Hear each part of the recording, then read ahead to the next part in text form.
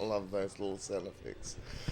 Hey, welcome to another exciting episode of the Chronicle podcast. Co-host today is Sarah McCoy, the real deal. That's and me. Sarah, who have you brought along to talk to us today? Here today we have Lily and Ryan, who are the co-conveners or leaders of the Young Greens on campus, I think. Is that right? Do you want to introduce yourselves? Kara, I'm Lily. I use she, her pronouns. I'm the co-convener of UoA Greens on campus with Ryan here. Kia ora, I'm Ryan. I'm the other co-convener at the University of Auckland Greens. So yeah, we're just with University of Auckland down the road. My pronouns are he, him. Lovely to be here. And rumour is you're a couple too. Yes. The rumors are true. Maybe. We're just really good friends. Who live together, share everything. It's just a rumor. What? So how did you guys get together? Through the Greens, ironically. Do you want to tell it, or? I can tell it. I tell it better. It was love at first Zoom.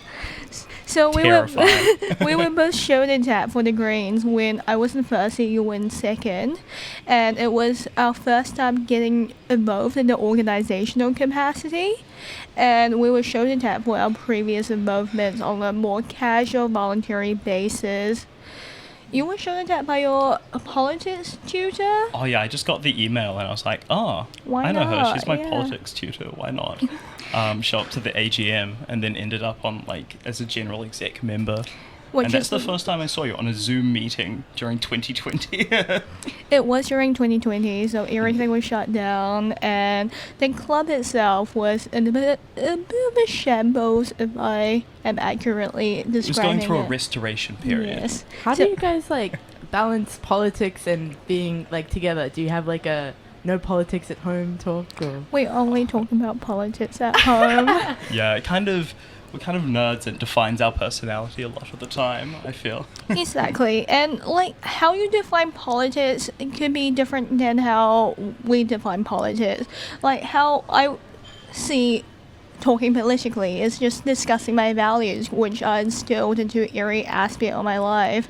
I can't really divorce myself from my political lived realities. Unless it's for oysters. I may be a champagne socialist when it comes to indulging in the finest things in life, like oysters. But otherwise, I'm a communist through and through. Based. Can you be a communist and a member of the Greens Party? Good question. I mean, I'd say that there's a lot of communists in the Green Party in terms of, people who are in Parliament at the moment. We've got the most communists through and through, I'd say. Mm-hmm. We don't want to name drop, but it's also a matter of, I guess, aligning our commitment to communism to a socialist revolution, but also balancing that with our status quo, which is a liberal democracy, and achieving that change incrementally. And while those two visions may not align on paper, it's a matter of doing what we can at the moment, pushing the more left towards the direction that we see in the future. Don't you find with ideological driven politics that there tends to be, you've kind of made up your mind about any issue before it becomes an issue? Can you not sometimes go, the right's actually, correct in this aspect, but, more like a banquet of ideas and ideologies rather than, no, this is where we are, the line in the sand. Can I take this one? Oh yeah, no, absolutely. That's an interesting question. It's something I've thought about a lot as, someone who's grown up in East Auckland, a kind of very privileged life. There's all this kind of discourse on what politics should be. And a lot of the time we hear this idea the marketplace of ideas. If everyone just puts out their policies, people will debate them and the best policies will rise up to the top.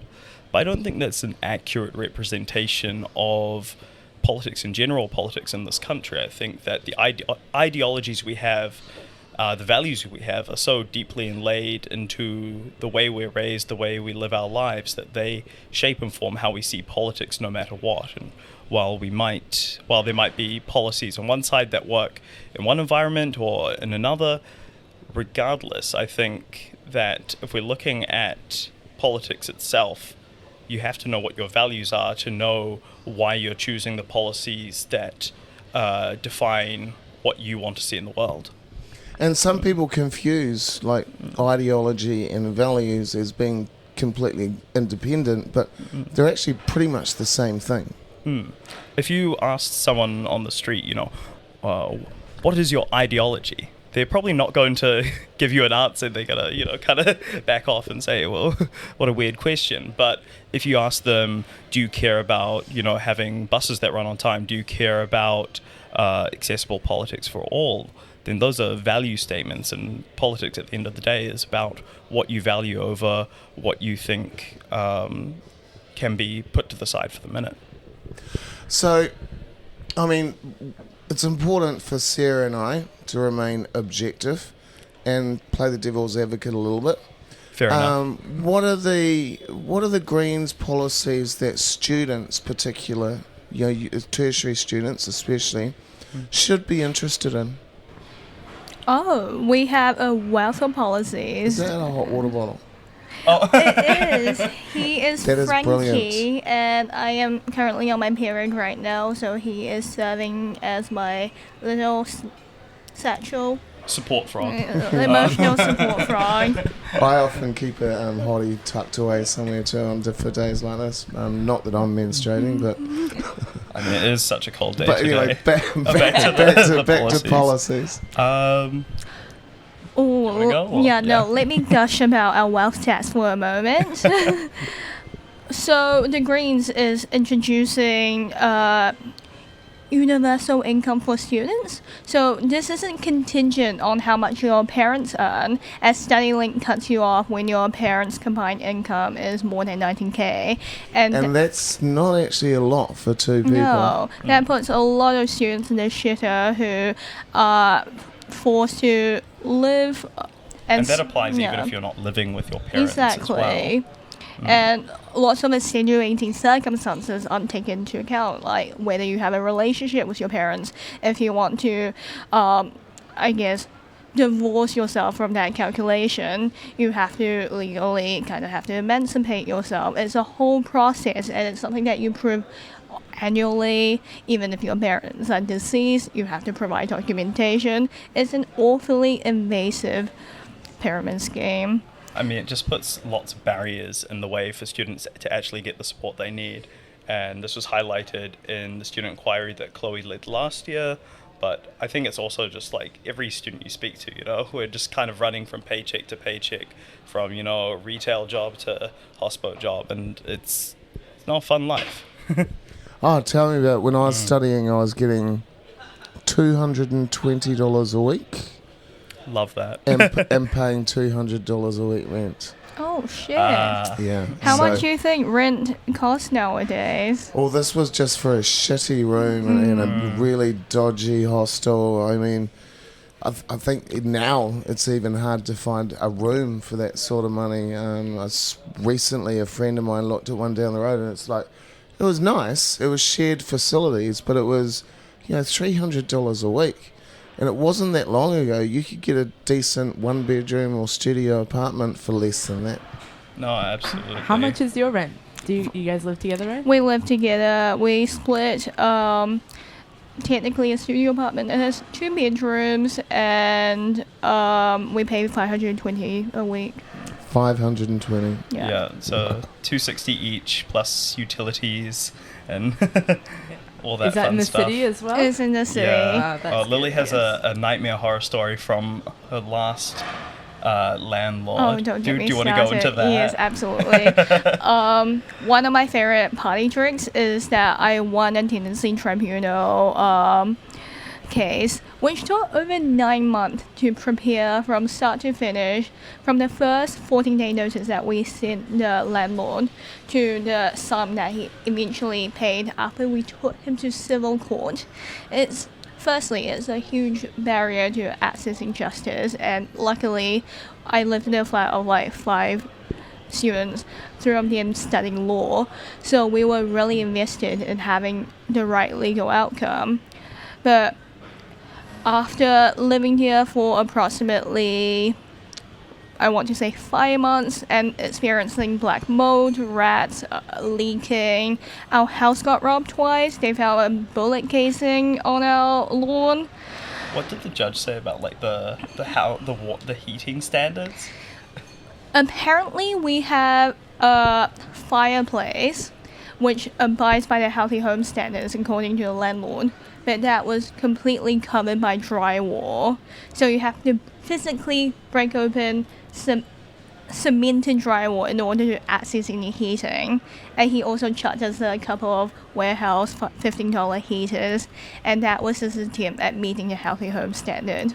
But ultimately, he was breaking laws from like the 1940s. It was a terrible situation. We fought, we read the statute. I can memorize the act like nobody else, and we got $13,000 in a settlement with emotional damages. So Was it worth it? I don't want to do it again. The money is, I guess. Such a mission. Do you guys provide like practical support for students? Like maybe people need that legal assistance and don't know where to turn to, and what kind of practical services do the Green parties offer on campus? By nature, student leaders, we have a plethora of knowledge just given to us by student groups. But in terms of like actual supports, we're not really kind of Equipped to do that. We're not equipped in the sense that we don't have kind of the funds to do that sort of thing, and the university wouldn't allow us because they believe in their own support systems anyway, and think that that will just be enough, even though it's just as invasive as trying to go through StudyLink and things like that. I know AUT, Auckland University of Technology, that when I studied there, I was going through a bit of a hard time, and they were just fantastic in providing mental health services, doctors' services. Is it a similar situation at Auckland University? No? We have 10 counsellors. One of them is trained to be culturally competent. One of them is queer, and the rest of them is as bland as you know it. And just in general, just to get appointments and to organise. It's one of those things where they're always like they'll send out all these kind of email blasts being like, find this, and this support, but when you actually go to kind of seek it out, there's far more barriers, and it's incredibly confusing, especially to first years as well, especially for the kind of 2 or 3 cohorts that started during COVID as well. There just wasn't enough support, and there wasn't enough support in the halls either. Where when you say the halls, that's the halls university of accommodation, yeah. Because me and Lily, we both stayed in halls. You stayed in O'Rourke and Karlua, right? Yeah. And I was the COVID year, so what happened is that they segregated us into different bubbles. We were allowed to intermingle with approximately 90 people out of everyone who didn't go home to their parents and still had to pay the full rent. Lots of amenities were closed, and all they had to provide us support were seniors, about 1 or 2 years older than us. How old are you guys? 22. 23? And how far through your studies are you? I'm in my 4th year. I'm in my 5th year of a law, philosophy, and politics degree. So hopefully next year I'll finish it. That sounds very technical. Next year, oh my gosh. Hopefully. Fingers crossed. I mean, I wouldn't recommend it. And then I would do Lily's degree if I could do it over again. I'm doing law, psychology, and sociology. Oh, Maybe I love without sociology. the law. Sociology and anthropology are just far better areas in the arts, in my opinion. And what's the plan going forward? Like when you graduate, work in politics? Probably not. Maybe in policy, depending. I'm not really sure yet. Maybe do a bit of post-grad, maybe do a little bit of legal work. I think my political aspirations died when I didn't get elected for a role in high school. But I am a huge fan of the political space, and I want to support it from the margins as an activist. I don't see myself in a structured role as a politician. Firstly, because I don't necessarily support having liberal democracy when all the changes incremental, and you have to deal with shit like going to Wellington and debating people who fundamentally supporting democracy, Yeah. they're not liberals. So, what kind of things do the Greens do on campus? Do you guys focus more on things in the university, like how shitty the halls are and like the mental health services, or do you focus more on the like nationwide problems that the Greens are also addressing? We do a bit of both. Yeah, no, we do a whole kind of range of things. It of course, kind of depends on the capacity of our exec, because, we're all students and we're all, kind of studying full time and working our other jobs. But yeah, we're all pretty involved with the party. So during election year, we're often helping with campaigning, but we also try to organize lots of walking buses to, different protests and different series of activisms, things like the climate strike, the counter protest against Posey Parker. So we went along to that. I mean, it was right across the road. Do you have any upcoming events? We just organized a policy workshop with none other than the fantastic Dr. Lawrence Dunan. He is assisting on our list, and he's currently a law student in his second year, despite having a doctorate already in Egyptology. So we have some going back for more pain. But it can't. I mean, if you've got the money, it's a fantastic environment to be immersed in. But when you're struggling with fundamental issues like housing and food, because C's get degrees, Yeah, no. whereas you might have been able to do a lot better. I think the Labor introducing the first year tertiary free is a great step forward. But we're still churning out graduates for careers that often don't exist, and lumbering them with massive debts. That's not fair. No, I 100% agree, and that's why education should be free. yeah, no, the Green Party is and remember, 100% in favour of free tertiary education. Only one generation ago, where tertiary was free. So the people that are selling you your education got theirs for free. Oh, absolutely, and it's a raw deal that that Labour and National and all the successive governments before them have just piled on to create this world where students have to work 1 to 2 jobs at least in order to make rent if they're not living off the bank of mum and dad, etc.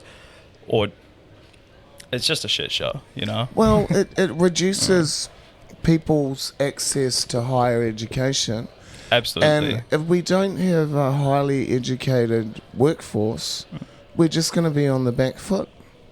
We're not going to be innovative, and we're not going to lead the world in things like climate science, and we should be. Why do you think? Why should people, particularly tertiary students, get involved with politics? Why is it important to even care? A lot of people are like, what's the point in voting? Nothing ever changes. Do you want to take this one, or should I? Okay. There's a lot of layers to this question to begin with. I think the underlying problems is first those economic conditions that students are in. It's really hard to care about politics when you're living so much of your life, just trying to make ends meet. But on top of that, students just haven't been listened to by these successive governments, and I feel that as a student as well. It's hard to gather that energy and that drive to go out there and campaign in politics. And if it wasn't for kind of further left-wing parties, I don't think I would have that drive. But connecting students' experience of being systemically undermined to the kind of policies and the parties that can change that experience is difficult to do, because everyone is so far on the back foot. There's so much work, there's so much catch-up work to do there, I feel. And students have just been just the lack of engagement, really. I relate to the general disillusionment with politics. Like, we see politicians promise the world to us, but nothing ever changes, and there's no accountability. There's no accountability. Is it voting every 3 years? We need more than that, and that's why I am involved in politics. I can't sit on my hands and watch the world burn. I need to do something about it. Are the rest of the political parties active on campus? It varies from year to year, I'd say. I'm biased, but not as active as us. We really rallied the troops this year, and we're aiming to have at least one event every week. We had 2 last week, so we're definitely having an agenda to push through. And we're always trying to like build up as much student community as possible as well through the events we do. We want them to be as open and as accessible as possible to everyone on campus, and so that's kind of one of the key ways that we're trying to push back against that kind of systemic disengagement with students. But even then, the campus isn't set up the way that student groups on campus approach political organizations actively undermine student engagement in politics, and then they wonder why student voter turnout is so low. They're refusing electoral commission won't put a stall on campus on election day. They didn't have one last election either, and then they wonder why. If it were up to me, I'd say that we should be having stalls in every university hall, as many as possible. That makes sense. Yeah. I mean, if they can have them in churches and libraries, why can't they have them at the university? Exactly, that's a good point. So, what's your message? Like, we're going into election time. It's only a couple of months away, and we could see a change in government, although probably highly unlikely. What would be your message to people out there, especially the what are we now, Gen Y, Gen less? Alpha? Well, this is Gen Z. I guess the time is now to take action. We've been left behind by politicians. We have been led astray by the mainstream policies. It's time to do your research, find out what matters to you, and vote on it. And what's more, don't just vote on it. Get involved in your local campaigns. Talk to the people around you, form those interpersonal relationships, and build a community around your shared values. That's how politics happen. Politics isn't something abstract that happens every 3 years. It's all relational. It's the people around you. Do you guys get involved in select committee submissions? I do, actually. Within my capacity as a chairwoman of Campus Feminist Collective, I often speak on, most recently, about abortion law reform, about the implementation of safe zones. I also submitted on the new surrogacy bill. I love my niche feminist intersection of feminist issues. Do you think the university has to be totally impartial when it comes to funding the different Young Nats and Young Labour and Young Greens on campus? They definitely need to be a lot more transparent about it. And I've got into this trouble with not just, funding political organisations, but just their funding of clubs in general is all over the place. It's an absolute mess. Kraken did an article on it. They did an OIA request, and there's just no oversight. They're just boring, I think it's $400,000 each year, and they don't really check in that well. You have to submit receipts and stuff, but otherwise the money doesn't go back, and we just lost hundreds of thousands of dollars into a vacuum of student clubs. It's ridiculous. Yeah, I definitely think it should be pretty evenly allocated, but I also think they should be kind of trying to make that space and making university campuses a site of political engagement again, and a safe and welcoming and diverse side of political engagement. Yeah, our group, Thursdays in Black, which is how me and Lily know each other, or kind of. But Lily is the co-president of Thursdays in Black, actually. Does amazing work. What's that? Thursdays in Black, so it's sexual violence awareness and prevention on campus. It's a wider campaign, but we're just the UoA. But anyway, we only got 20% of our funding that we asked for, and then absolutely. There were other there was the poetry club who got 2,000, or I don't know how much, but they got enough to give everyone an alcoholic drink at their last event, which is crazy. Which is they're not not allowed. meant to do that. It's kind of insane. I don't know what the rules are about that. Some clubs get $10,000. It's kind of insane. It's a monopoly. We should start a club. What would you it be just need called? 20 students or something to sign up with their IDs. Let's get the Cairo Chronicle Publishing Chronicle Club. UoA. Probably could do it, Sounds cool. Crackham needs some competition. Yeah. Yeah. Hell yeah. Oh, they do a good job for what they do. I think they do. Oh, I mean, absolutely. There's a lot of stuff published in Crackham that probably wouldn't get published anywhere else, and Oh, true that. it's got such a proud history as well. I think it's important for organisations to have their own publication or media outlet at least, because you got BFM there as well. Oh, yes, yeah. Just thinking about the election coming up. And there was a lot of talk this year about lowering the voting age to 16. What do you think about that? Big fan. Love it. I think we should lower it to 16, if not 15. It's all a matter of increasing civic engagement within the younger population and ensuring that they have the tools to engage in politics in the future. Because if you vote in the first election, you're eligible to vote, you're more likely to vote for the rest of your life. And that challenges the status quo of youth disengagement and disillusionment with politics. Any final messages for the listeners? I'd say, don't be afraid of change. The world's constantly changing, and politics is about directing that change so that, people aren't getting fucked over. Look, just before we wrap it up, it's been enlightening, it's been interesting, and we've got season 3 of the Cairo Chronicles coming out this month, and one of the things we really wanted to look at in particular was student poverty, but we didn't get the chance, so hopefully we will get the chance if we continue this work, because it just seems like a lot of it's almost considered a passage of a rite of passage to live on 2-minute noodles and abject poverty, but it shouldn't be that way. And all it does is undermine the future of people like yourself and our future generations. Look, I mean, let's face it, I'll never pay back my student loan, not as long as I do this. But with the help of our sponsors, ideal time to thank Art Shows, the White Ladies Saloon Bar, K-Road Business Association, the Methodist Church, LifeWise, who else is there? Brett Ravlich, everybody that contributes to the K-Road Chronicle. If you do like what we're doing, please consider sponsoring us through the Patreon account. Just go to Patreon and Google and search K-Road Chronicle. A couple of dollars a month can make a huge difference to what we can and can't do.